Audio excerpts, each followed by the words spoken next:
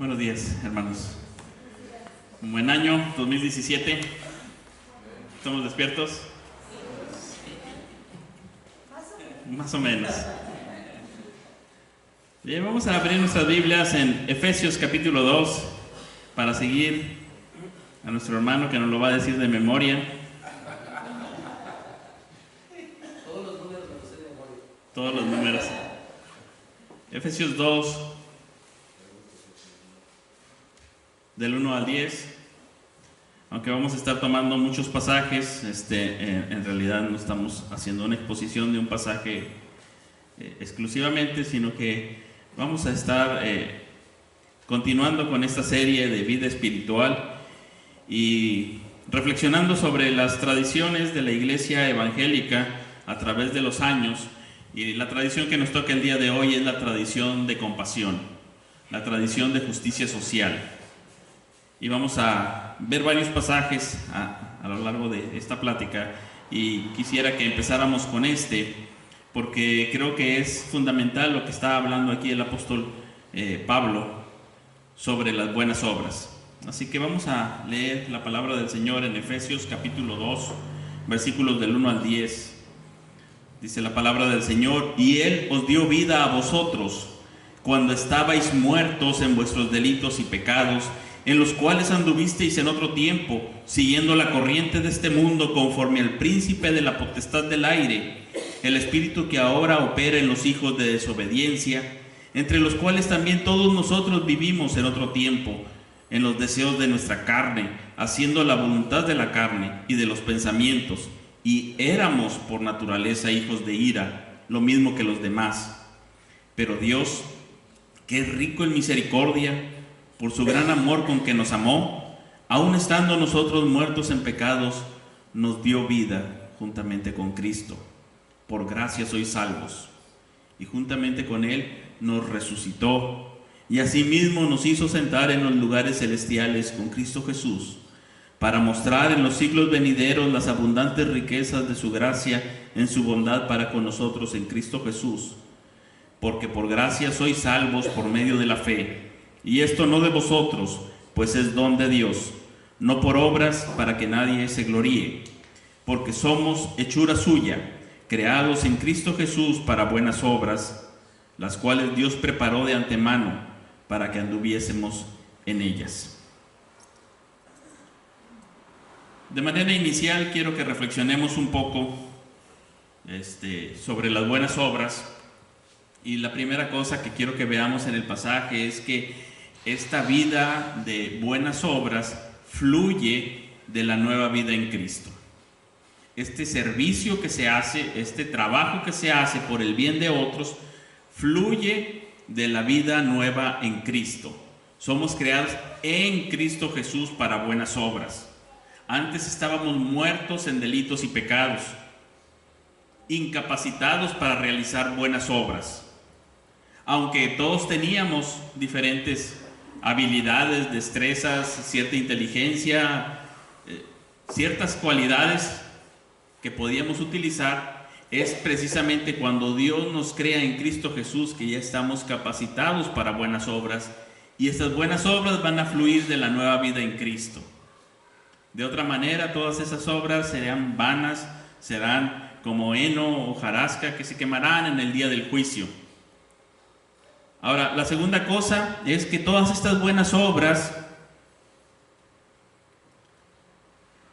están preparadas de antemano por la suprema sabiduría de Dios que rige todas las cosas en este mundo. Él las prepara de antemano y nos las presenta delante por donde vamos en nuestra vida. No es casualidad, no es fortuna. Es Dios obrando providencialmente. Y dice aquí, esas buenas obras son preparadas de antemano, ¿sí? Y nosotros nos encontramos con ellas. Como José, que de repente dice, ¿qué estoy haciendo aquí? Me trajo Dios para esto. Y hace un bien. Y de repente parece que todo le va mal en la vida. ¿Y para qué me trajo Dios con Potifar? ¿Para qué me trajo a la cárcel? ¿Para qué me trajo a... Y Dios está obrando el bien a través de él, preparando buenas obras de antemano. O como Esther, que de repente se encuentra como una reina y le dice a Mardoqueo, a lo mejor Dios te trajo de antemano todo preparado para que actuaras en este momento. Así que estas buenas obras, en primer lugar, fluyen de la vida nueva en Cristo. En Cristo Él nos capacita para que nosotros podamos realizarlas. De otra manera no es posible. En segundo lugar, son preparadas en nuestra vida por Dios mismo. Y todavía nos dice el apóstol Pablo en Corintios que cada uno recibirá de Dios su alabanza cuando se presente en el juicio delante del Señor con sus buenas obras. O sea, todavía Dios va a premiar esas buenas obras. Y nosotros vamos a estar delante del Señor diciendo, ay Señor, tú me diste la capacidad en Cristo Jesús para hacerlas. No solamente me diste la capacidad en Cristo Jesús, sino que también tú las preparaste para que yo anduviera en ellas. Y todavía me premias. O sea, casi todo lo hiciste tú, digo. Yo nada más anduve en ellas. Y todavía me premias. Cuando hacemos buenas obras, el que sale exaltado siempre es Dios. Porque Él es el que capacita en Cristo Jesús, Él es el que da vida, Él es el que en su providencia pone esas buenas obras, y al final, cuando Él premia, también es engrandecido porque se ve como espléndido, magnífico, grande, majestuoso, diciendo, aquí está el premio por nuestros pequeños y débiles intentos por agradar al Señor, por aquellas cosas que nosotros decimos, ay, pero si tan solo pudiera haberlo hecho bien como tú te mereces, con esa intensidad y pasión, con ese corazón que tú te mereces. Si tan solo lo hubiera hecho más tiempo en mi vida, como decían ahorita, evaluando el año, y no tan solamente en unos chispazos por ahí y por acá. Y todavía el Señor se ve grande, magnífico, al dar y otorgar estos dones o alabanzas, coronas o galardones, porque ese es el Señor nuestro, un Señor espléndido, grande. Y de ahí fluyen las buenas obras de una vida nueva en Cristo. Hemos dicho desde el inicio de esta serie sobre la vida espiritual que cada una de esas tradiciones tuvieron su punto en la historia. En diferentes ocasiones, cuando la iglesia olvidaba un área de su vida, surgía una de estas tradiciones para reafirmarlo. Y cuando la iglesia ha olvidado el hacer bien a otros, surge nuevamente un movimiento de justicia social, de compasión, de misericordia, para reavivar otra vez en la iglesia. Y todos estos movimientos están siempre centrados en la persona del Señor Jesucristo. Así que la vida de compasión va a estar centrado también en la vida del Señor Jesucristo como el máximo ejemplo de aquel que fue compasivo con otros y anduvo haciendo bienes y sanando a todos los oprimidos por el diablo, porque Dios estaba con él, como nos dice Hechos. Entonces todos tienen la centralidad en Jesucristo, todos tienen una necesidad de urgencia, por eso se hace movimiento para que la iglesia despierte algo que está faltándole. Pero también todas estas tradiciones tuvieron excesos. Todas. Igual esta. Todas han tenido excesos. Porque así somos. De repente corrompemos hasta lo que se ve más lindo, ¿verdad? Y nos vamos a excesos. Y entonces los excesos podrían ser todos aquellos que están autojustificándose, tratando de hacer buenas obras. Y luego el exceso contrario de decir, bueno, es que yo no quiero caer en ese exceso y me voy al otro lado de no hacer nada de buenas obras y tener cierta repugnancia contra las buenas obras. Eso es normal, los excesos. Por eso estamos hablando de las 6 tradiciones para poder tener un equilibrio y hacer ejercicios de todas las tradiciones y estar equilibrados, aunque nosotros tenemos una tradición más fuerte, ¿verdad? La nuestra es la de evangélicos, ¿sí? La tradición evangélica. Entonces aquí tenemos pasajes como Mateo 25, donde se nos dice que cuando el Hijo del Hombre venga en su gloria y todos los ángeles con él, entonces se sentará sobre el trono de su gloria y todas las naciones serán reunidas delante de él, y él separará los unos de los otros, como cuando el pastor separa las ovejas de los cabritos, y pondrá las ovejas a su derecha y los cabritos a su izquierda. Y entonces el rey dirá a los de su derecha: venid, benditos de mi Padre, heredad del reino que ha sido preparado para vosotros desde la fundación del mundo. Porque tuve hambre y me disteis de comer, tuve sed y me disteis de beber, fui forastero y me recibisteis, estuve desnudo y me vestisteis, enfermo y me visitasteis, estuve en la cárcel y vinisteis a mí. Entonces los justos responderán diciendo: Señor, ¿cuándo te vimos hambriento y te sustentamos, o sediento y te dimos de beber? ¿Cuándo te vimos forastero y te recibimos, o desnudo y te vestimos? ¿Cuándo te vimos enfermo o en la cárcel y fuimos a ti? Y respondiendo el rey les dirá: de cierto os digo que en cuanto lo hicisteis a uno de estos mis hermanos más pequeños, a mí me lo hicisteis. Y sabemos los otros también que dirán: ustedes ni me visitaron, ni me atendieron en mis necesidades. Y vuelve a hablar de que por cuanto no lo hicieron a uno de esos más pequeños, tampoco a él se lo hicieron. Pasajes como estos son muy incómodos para quienes están en el extremo de rechazar todas las buenas obras para los creyentes, ¿verdad? Son muy incómodos el tratar de pensar que voy a estar delante del Señor dando cuenta de lo que he hecho también aquí. En algunas ocasiones he escuchado argumentos como decir: si tú haces buenas obras para alguien, luego la persona no viene realmente para buscar a Cristo, sino para buscar un bien. Y entonces, en vez de hacerle un bien, lo estás vacunando contra el Evangelio, y va a rechazar el Evangelio y va a ser peor para él. Y yo creo que necesitamos recordar el ejemplo de nuestro Señor Jesucristo, que sana a 10 leprosos y solamente uno regresa, o que alimenta a 5,000 y luego lo buscan por el pan, pero él sigue siendo compasivo con ellos y dice: tengo compasión por ellos, porque si los mando de regreso, se desmayará alguno en el camino. Y los estaba viendo de una forma diferente a como lo estaban viendo todos los demás, con compasión. Los estaba viendo con compasión. Y nos dice la Escritura que tuvo compasión de ellos y les enseñó, y tuvo compasión de ellos y les dio pan. Las dos cosas se nos menciona ahí, que vienen como fluyendo de su compasión, de su mirada compasiva por las personas. Sé que tal vez algunos dirán: no, pues y lo he escuchado así, no hagas el bien así tampoco de buenas obras a alguien, porque a lo mejor Dios está tratando con él y deja que Dios siga haciendo su obra. Está pasando por problemas diversos y lo mejor es no meternos, porque seguramente Dios está tratando con él y Dios seguirá haciendo su obra, ¿sí?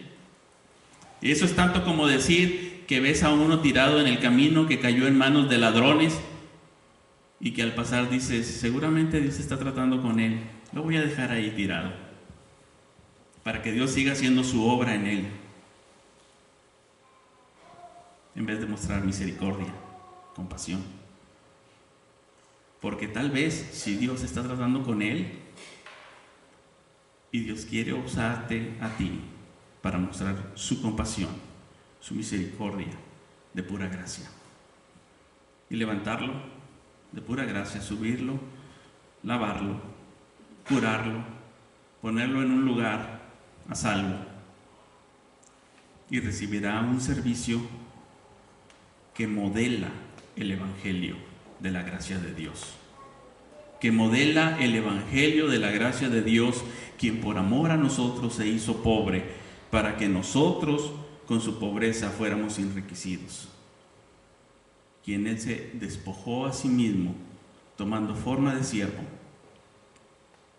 hecho semejante a los hombres, y luego se humilló más, haciéndose obediente hasta la muerte,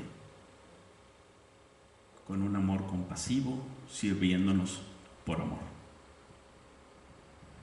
Sí, algunos no volverán, pero no es un desperdicio. 9 de los 10 leprosos no regresarán, pero no es un desperdicio. Nunca, nunca algo hecho para la gloria del Señor, nunca algo hecho en la obra del Señor, nos dice el apóstol, será en vano. Dios está obrando a través de ello. Ahora, hay un libro en Tito que nos resalta mucho esto de las buenas obras. Vamos a Tito para verlo así, a manera de vistazo. A manera de vistazo, 6 ocasiones se menciona esta frase de buenas obras en la epístola del apóstol Pablo a Tito, y Tito nada más tiene 3 capítulos.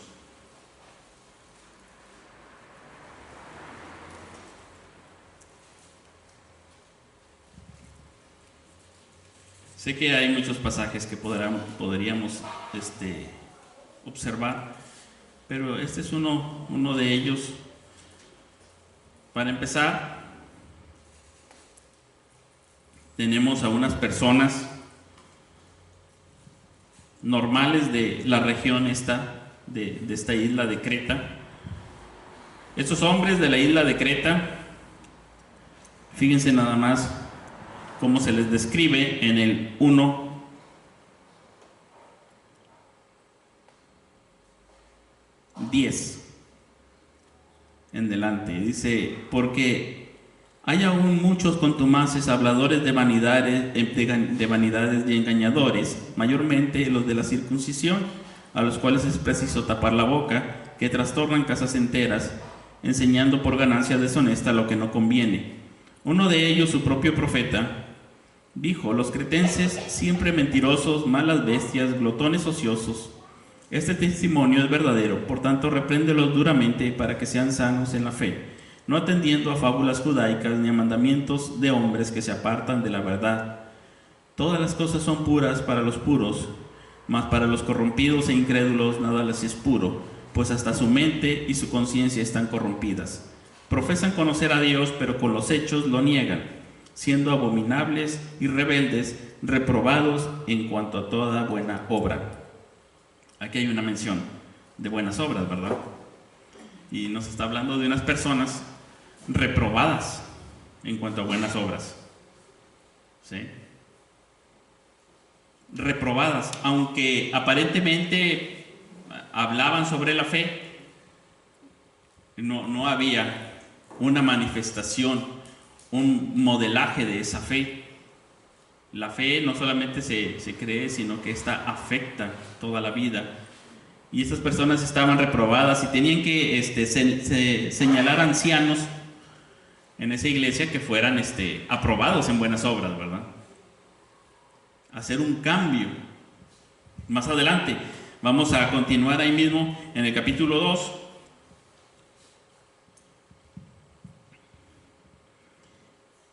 Y vamos a ver por aquí el 2:7, cuando le está diciendo que también exhorte a los jóvenes. Dice, presentándote tú en todo como ejemplo de buenas obras. Ahí está, ahora Tito tiene también que ser ejemplo de buenas obras.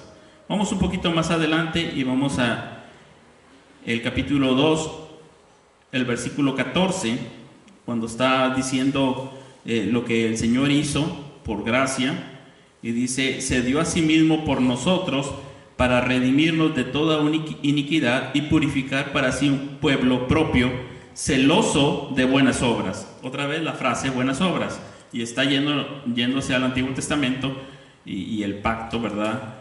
Hablando de que él quería un pueblo propio, celoso de buenas obras. Recordemos el capítulo 2 de Isaías también, capítulo 5, perdón, de Isaías, cuando nos está hablando de la vid con uvas agrias, ¿verdad? No con justicia, sino con uvas agrias. Y esta es la imagen, ¿verdad?, de un pueblo que está haciendo buenas obras. Ese es el gobierno, el reino de Dios se manifiesta igual como Dios, compasivo con las personas. Un reino que está centrado en Dios y que por lo tanto es compasivo con el hombre. No como el reino de los hombres. El reino de los hombres lo conocemos y es totalmente diferente. Aquí tenemos los dos reinos. El reino del hombre, donde los que están en posición alta se enseñorean de los demás, donde están centrados en el hombre y por lo tanto pueden centrarse y valorar mucho lo material, las riquezas, el poder, otras cosas. Y el reino de Dios con el Señor Jesucristo, un nuevo monte que destruye a todos los reinos y que empieza a formarse, que al final será una gran montaña. Ese reino de Dios es diferente, no como el reino de los hombres. Y les dijo eso a sus discípulos: acá va a ser diferente, el que quiera ser el mayor, ese es el que va a servir. Es diferente, está centrado en Dios, no en el hombre, y como se centra en Dios, es bueno con el hombre. Ese era el principio de la ley que tenemos en el Antiguo Testamento. Es una ley teocéntrica, centrada en Dios y por lo tanto es buena con el hombre, dignifica al ser humano, es compasivo. Y podemos verlo en otra ocasión cuando hablemos sobre la ley de Dios. Ahorita no vamos a hablar de ello, pero está centrada precisamente en Dios, fuera del ser humano. Y aquí está hablando de ese pueblo, que es un pueblo diferente, que ahora está centrado en Dios y que está guardando una esperanza diferente a la de este reino de los hombres. Y ese pueblo, por lo tanto, puede ser celoso de buenas obras. Más adelante dice, incluso en el 3:1, que ellos eran rebeldes en las cuestiones civiles. Y dice: recuérdales que se sujeten a los gobernantes y autoridades, que obedezcan, que estén dispuestos a toda buena obra. Nuevamente está ahí la palabra buena obra. Y más adelante, en el 3:8, palabra fiel es esta, y en estas cosas quiero que insistas con firmeza, para que los que creen en Dios procuren ocuparse en buenas obras. Ocuparse en buenas obras. En el 3:14, y aprendan también los nuestros a ocuparse en buenas obras para los casos de necesidad, para que no sean sin fruto. Y ahí está repitiendo esta frase. Unos están reprobados en buenas obras, necesitamos ancianos que sean ejemplos de buenas obras. Tú mismo, Tito, sé ejemplo de buenas obras. Las mujeres que enseñen a las más jóvenes para que también vayan en buenas obras. Dios quiere un pueblo celoso de buenas obras. Antes éramos rebeldes, pero ahora estén dispuestos a toda buena obra. Y es más, van a llegar por ahí unos maestros a darles unas conferencias bíblicas, y también atiéndanlos, recíbanlos, hospédenlos, para que sea como un ejercicio para que ustedes estén entrenados en buenas obras, que les sirva de ejercicio para que estén entrenados para los casos de necesidad, para que no sean sin fruto. Tenemos muchos pasajes en la Escritura, así que argumentar contra las buenas obras es un poco difícil, ¿verdad? No es una tarea sencilla. Y lo mejor es disponer nuestro corazón para ser compasivos como el Señor. Y también ser ricos y celosos de buenas obras. Esa es la tradición de la justicia social, donde se ve que el Señor está haciendo bienes a otros. Ahora, no hace bienes a todos tampoco, que esos son de los misterios, ¿verdad? Ustedes recordarán, por ejemplo, Juan capítulo 5, donde hay muchos enfermos junto a un estanque, y el Señor pasa por ahí y solamente sanó a uno. Y al que sanó no creyó en él, un paralítico. Al contrario, va y le acusa delante del Sanedrín, delante de los fariseos, delante de los guardias del templo. Ese es. Y se vienen sobre él. observamos que no sanaba a todos tampoco. En algunas ocasiones los despedía y luego se levantaba muy temprano en la mañana porque tenía que ir a orar. Y luego sus discípulos le decían, vamos, porque ahí está la multitud, los que no alcanzaron turno en la noche ya están aquí en la mañana. Y él dice, vamos a otros lugares también para predicar. Y a seguir extendiendo. Si no se hubiera quedado también ahí, ¿verdad? Había suficiente que hacer ahí. No sanaba a todos, pero es muy claro. Dice, ¿qué es la tradición de la justicia social? Bueno, Jesús es muy claro acerca de nuestra responsabilidad de amar a otros, de cuidar a nuestro prójimo. La tradición de justicia social ha sido parte de la Iglesia desde su nacimiento y a través de su historia, hombres y mujeres cristianos han dedicado sus vidas a cuidar a los pobres, alimentar a los que tienen hambre, vestir a los desnudos, sanar a los enfermos, cuidar a extranjeros, encarcelados. Y la influencia de la Iglesia ha sido dramática en la sociedad desde mucho tiempo atrás. Hay muchas implicaciones aquí en la parte de justicia social. Sé que tampoco es nuestra tradición más fuerte para nosotros. Nosotros no. Otros fundan hospitales y albergues, casas de misericordia, ¿verdad? Ahora, tenemos aquí algo que dice Ricardo Foster en su libro Alabanza a la Disciplina, sobre un contraste entre un servicio de autojusticia y un servicio verdadero. Y yo creo que lo hace también porque hay algunos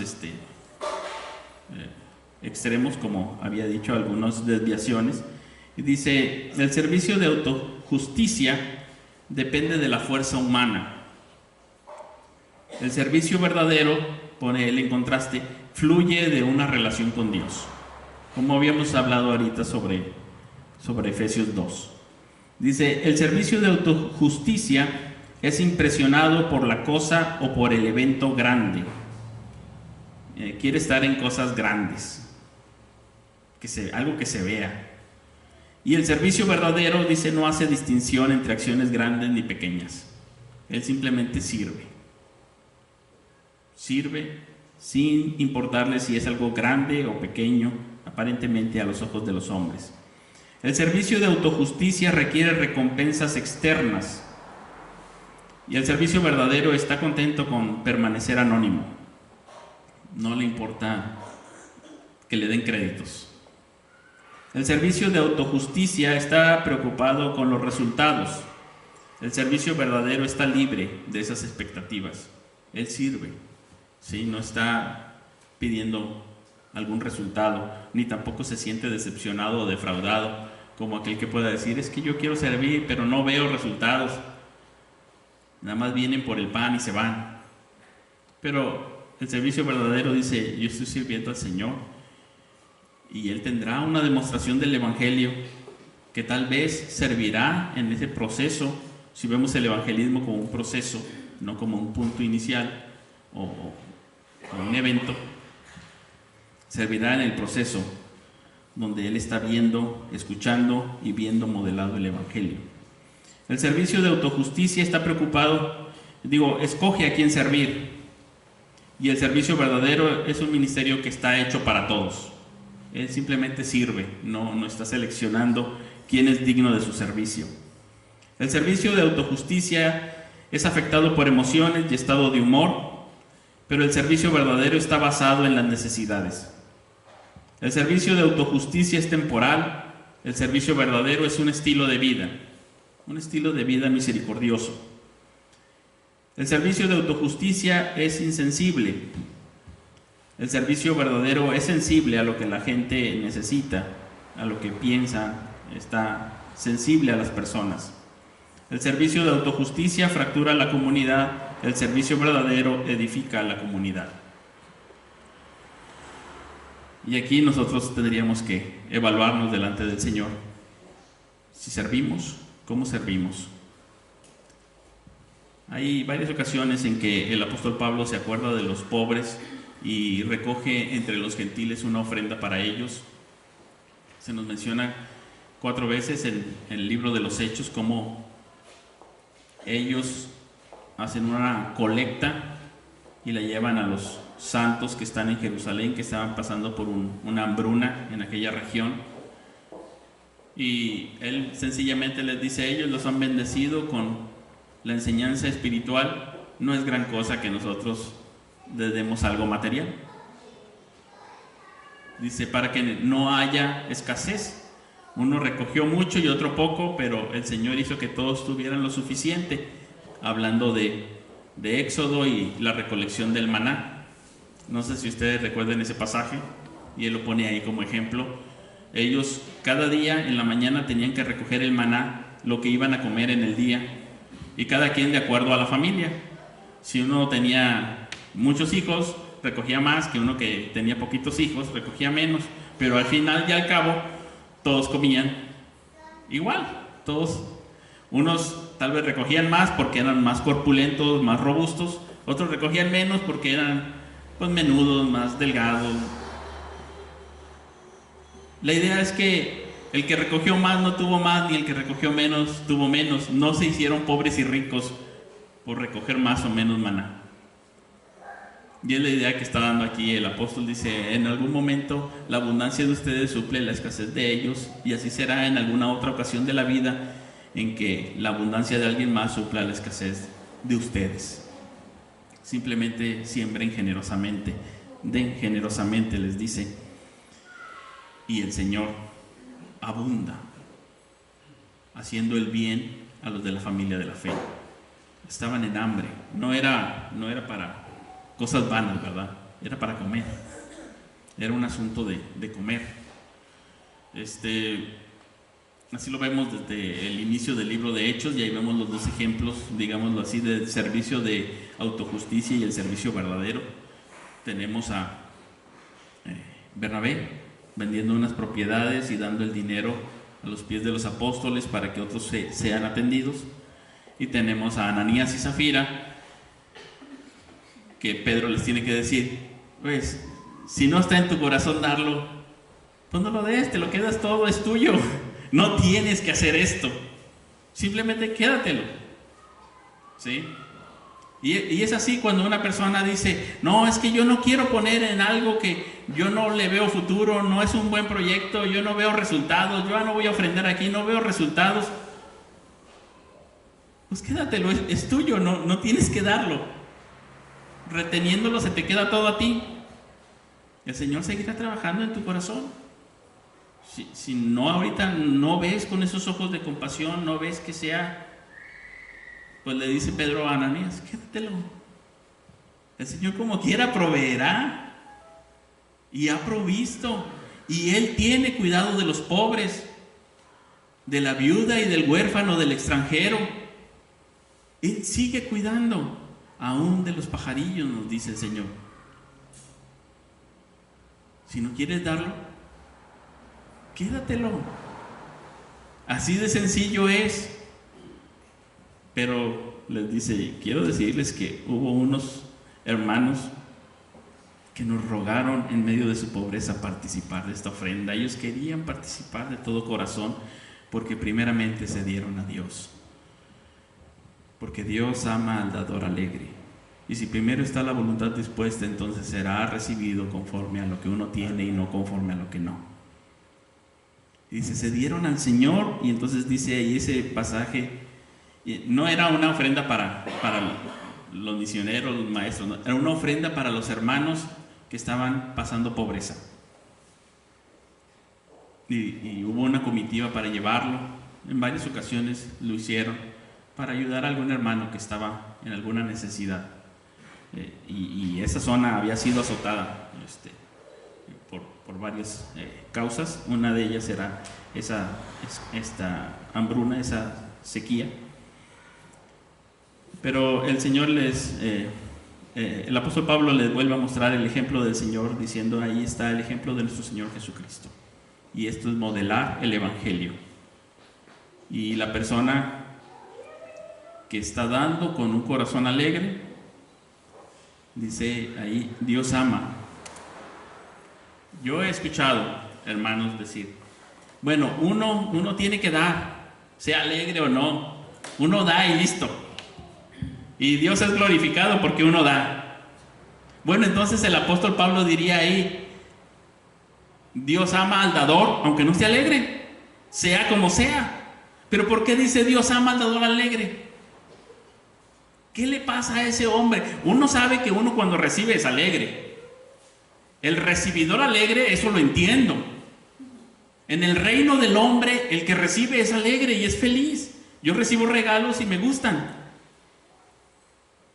En agosto es mi cumpleaños. Entonces, les doy mi dirección. Uno recibe con felicidad y alegría, pero ¿qué le pasa a este que es un dador alegre? No dice nada más dador. Dios ama al dador y se acabó. Esté como esté. No, ¿sabes qué? Mejor quédatelo. No te vaya a hacer falta. ¿Sabes qué? Mejor no. El dador alegre está alegre porque está pleno en Dios. Está satisfecho en Dios. El dador alegre está alegre porque atesora a Dios. Y de esa gracia del Señor fluye con esa alegría, porque ve con compasión. Su corazón ha sido transformado, sus ojos ven diferente, su corazón siente diferente. Está alegre, pleno, satisfecho, con un gozo inefable, glorioso que el Señor ha puesto en su corazón, porque Él lo tiene todo en Dios. Y entonces puede vivir con sencillez. Y esto es uno de los 3 usos del dinero. Como vemos en las Escrituras, el dinero usado para las necesidades, para el pan diario de cada día, para proveer para los hijos.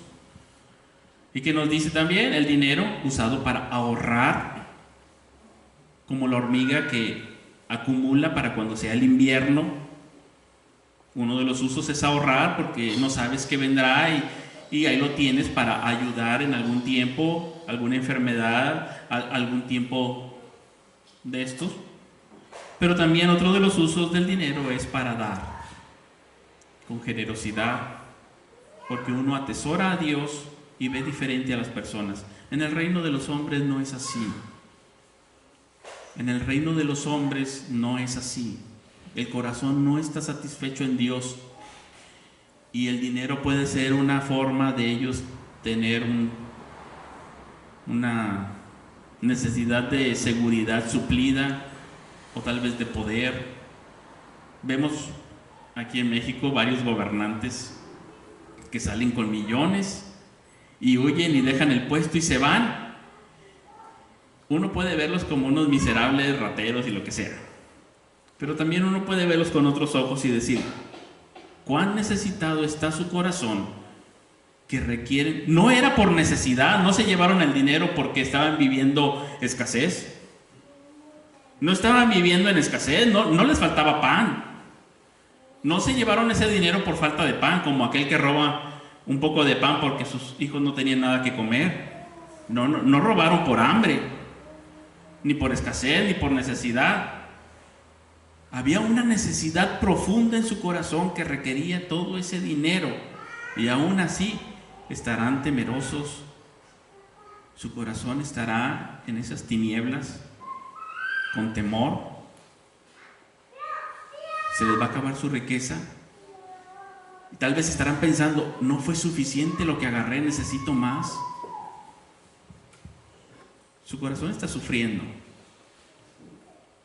Está en una miseria muy grande que requiere millones y millones de pesos para tratar de aquietarse un poco y aún así no puede. Pero el corazón del creyente está satisfecho en Dios, está alegre y hasta da con alegría, con sencillez. Está pleno, no le falta nada. Dios es su todo, es su Señor, es su grande tesoro, su más grande tesoro, y con Él nada le falta. Y entonces puede dar. No tiene que estarse viendo ya nada más a sí mismo, sino que puede ver a los demás y decir, seguramente está en este problema, seguramente Dios está obrando con él y por eso me voy a unir a esa obra que Dios está haciendo en él. Si está pasando en esta dificultad, esta enfermedad, si está en la cárcel, si está desnudo o hambriento, seguramente Dios está tratando con él y yo quiero unirme a esa obra que Dios está haciendo, sirviéndole con compasión, con amor, mostrándole la misericordia del Señor de pura gracia y que Él vea el Evangelio también modelado. Simplemente que lo vea modelado. Primeramente a los de la familia de la fe y después también a otros, levantando los ojos y viéndolos como ovejas sin pastor, con compasión. Terminamos con unos ejercicios de la tradición de justicia social y esta es tarea para cada uno de nosotros.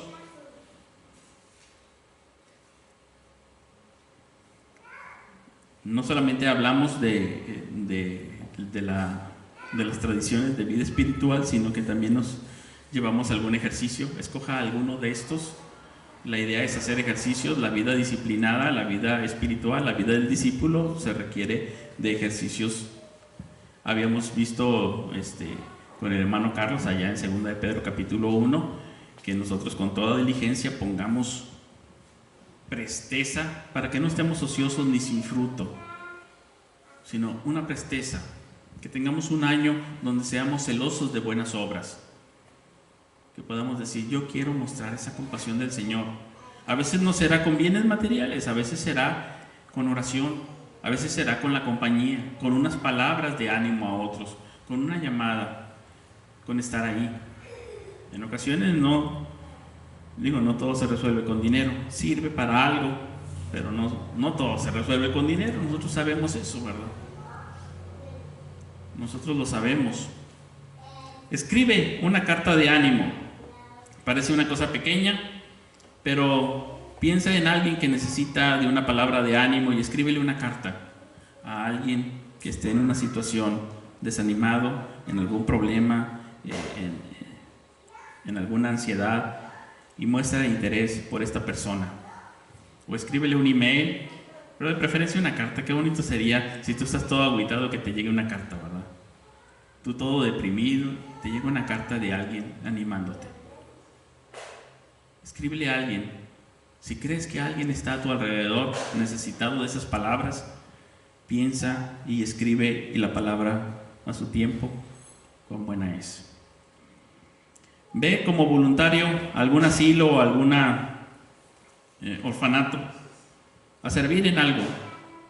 Simplemente, aunque no sea dirigido por cristianos, tú apúntate y ve.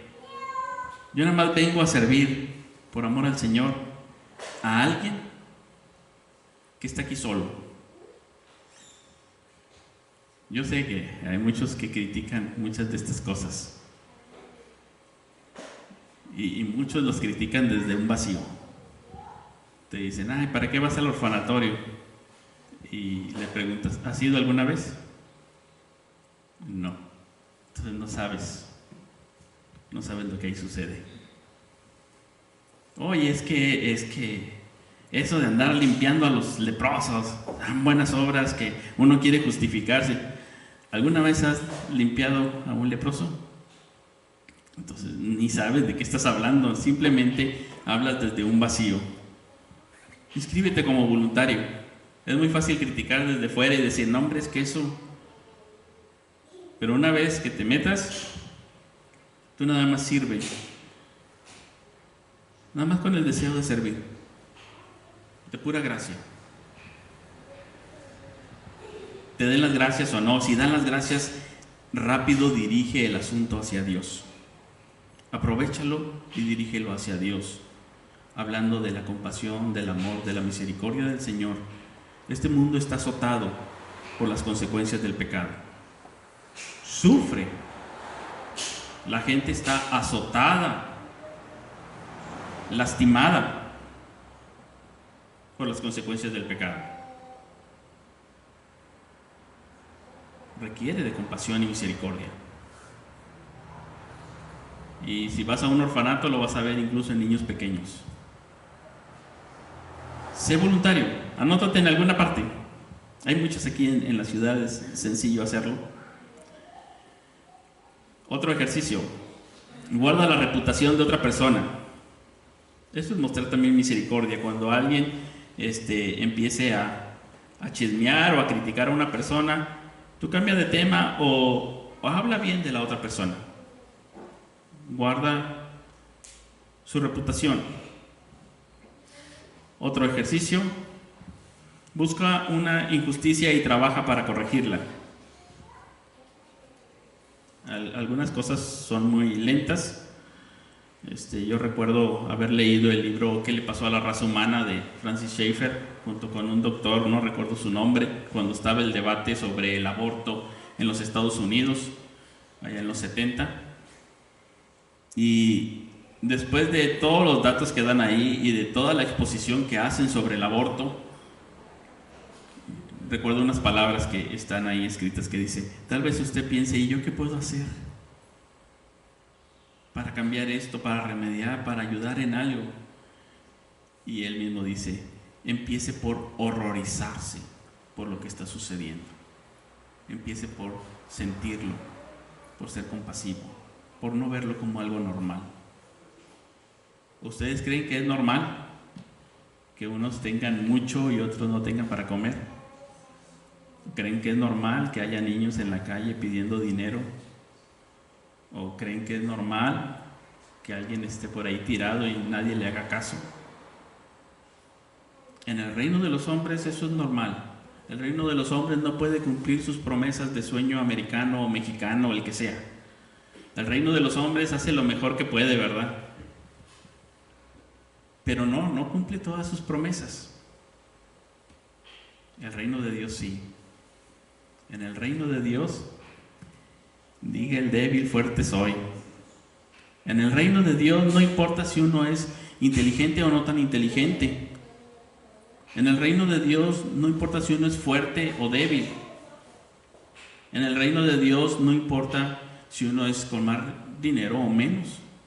En el reino de Dios no importa si uno es muy valiente o no tan valiente como otros. Porque en el reino del hombre, el inteligente, el que tiene habilidades, el que tiene valentía, todo este poder, arrasa y va adelante. Y si nos gustan esas historias, ¿verdad? Nietzsche le llamaría el superhombre, el grande. Pero Cristo habla del humilde y dice: de ellos es el reino de los cielos. Sí, nos gusta el superhombre, ¿verdad? Pero no todos somos así. Y a alguien vamos a dejar afuera, ¿verdad? ¿Y por qué? Nada más porque no es tan inteligente como yo. O no tiene tantas habilidades como yo. O mi sonrisa carismática. Nada más por eso lo voy a dejar fuera. Por eso yo voy a comer 2 panes y él ninguno. Pues dices: oye, pues toma uno, ¿no? En el reino de los hombres eso no es posible. En el reino de Dios sí. Busca una injusticia y trabaja para corregirla. Hay algunas personas que podrán hacerlo con mayor facilidad, pero será trabajo y trabajo, como cuando se abolió la esclavitud o otras cosas. Algún día el reino de Dios y su justicia resplandecerán. No es una pérdida de tiempo, aunque sea que se salve un niño que no fue abortado, no es un desperdicio. Aunque sea que alguien tomó conciencia, no es un desperdicio. Aunque sea que alguien se horrorizó, no es un desperdicio. Toma una posición en contra de la injusticia. Escoge alguna de estas cosas para hacer un ejercicio espiritual sobre la justicia social, la tradición de compasión durante la semana o estas 2 semanas. Escoge alguna de ellas y después platicamos a ver qué es lo que sucedió, porque a lo mejor cuando uno dice seguramente Dios está tratando con él, que está en esa situación, tal vez Dios estaba tratando conmigo para ver si yo iba a ser misericordioso y compasivo como nuestro Padre que está en los cielos, es misericordioso y compasivo, que hace salir su sol sobre buenos y malos. Tal vez Dios quería ver si yo iba a ser misericordioso y compasivo, o si iba a decir, se lo merece, es que es malo, pues Él se lo buscó. Yo puedo tener un montón de justificantes para no ayudarlo, y todas muy buenas para decir, ¿por qué no lo ayudo? Tal vez Dios estaba tratando conmigo para ver si yo podía ser compasivo y misericordioso como nuestro Señor es. Compasivo y misericordioso, de pura gracia. Vamos a orar. Señor, gracias te damos por tu infinita bondad, porque estando nosotros muertos en delitos y pecados, por pura gracia, Señor, tú nos has salvado en Jesucristo, nos has dado una vida nueva de pura gracia. Por tu amor leal, fiel y comprometido en Jesucristo, Señor, nos has dado una vida que no merecemos y has perdonado todos nuestros pecados. Muchas gracias, Dios. Ayúdanos a ser transformados día a día y tener una mente cristiana y un corazón cristiano, y que nuestro actuar sea para la gloria tuya. Señor, agrádate también de nuestros pequeños y débiles intentos por hacer buenas obras, por ayudarte a ti y amar a nuestro prójimo, por hacer misericordia a otros. Señor, ayúdanos que cuando hagamos misericordia en todo, Señor, demos la gloria a tu nombre, y que, Señor, tu nombre resplandezca como una luz en medio de un mundo que está en tinieblas, de un mundo que se muere en tinieblas, que sufre las consecuencias de su pecado, de su apartarse de ti, Señor. Ayúdanos, Señor, a llevar agua al sediento y pan al hambriento. Sé con cada uno de nosotros y ayúdanos, Señor, para ser sensibles y tener los ojos abiertos para aquellas buenas obras que tú tienes preparadas de antemano para que andemos en ellas. Que no estemos aletargados, sino despiertos, que andemos como de día, muy atentos, alertas para lo que tú estás haciendo, Señor, y lo que tú quieres hacer en medio de tu pueblo, de tu iglesia, impactando a esta ciudad. Señor, ponemos en tus manos nuestras vidas y todo este año, confiando en tu misericordia, en tu gracia, en que tu Santo Espíritu nos guía, y, Señor, en que muy pronto tú volverás y establecerás tu reino glorioso, majestuoso, de justicia, de misericordia, de paz. Señor, un reino maravilloso, Señor. Bendito seas. Tuya es la alabanza, el reino, la gloria y la majestad por los siglos de los siglos. Amén.